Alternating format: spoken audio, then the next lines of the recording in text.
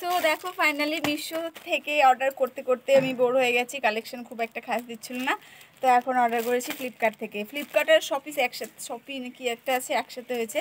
তো দেখি এটার কালেকশন কেমন দেয়, তাহলেই বুঝতে পারবো যে আমি ফ্লিপকার্ট থেকে করবো কিনা। আরও আশা করি ভালোই হওয়া উচিত।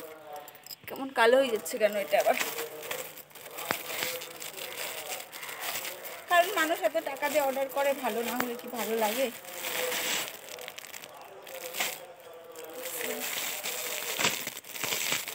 অন্ধকার হয়ে যাচ্ছে কেন এটা আবার?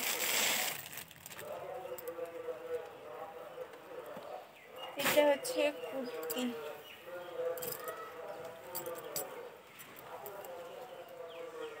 কুর্তিটাই যেরকম একদমই প্লেন, এটা এক্সট্রা করে হাতা লাগানো।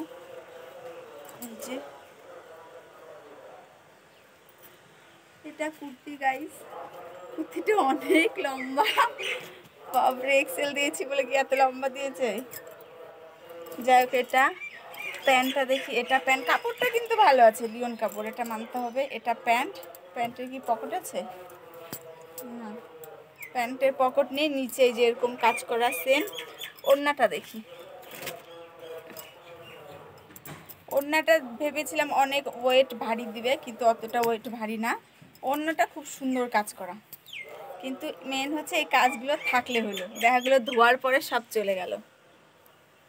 এটাই তো বুঝতে পারছি না। ওড়নাটা খুব সুন্দর দিয়েছে, কিন্তু ফটোতে দেখাচ্ছিল যে ওড়নাটা হেভি ভারী। তো এইরকম, তো একবার পরে দেখাই, দাঁড়াও কেমন লাগে।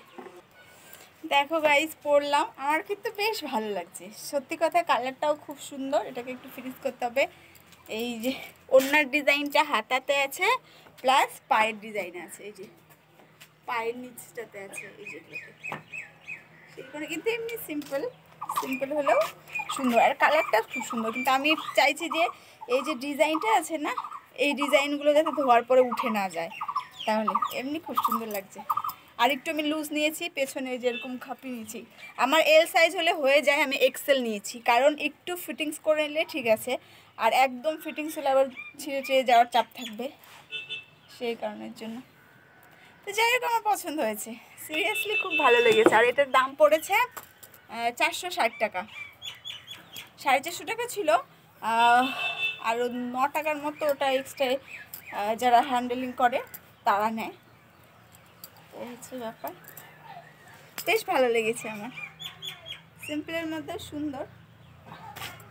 যাই হোক, তোমাদের কেমন লাগলো বলবে গাইস। আমার কিন্তু ভালো লেগেছে, কালারটা আমার খুব সুন্দর লেগেছে, মেন কথা এটা।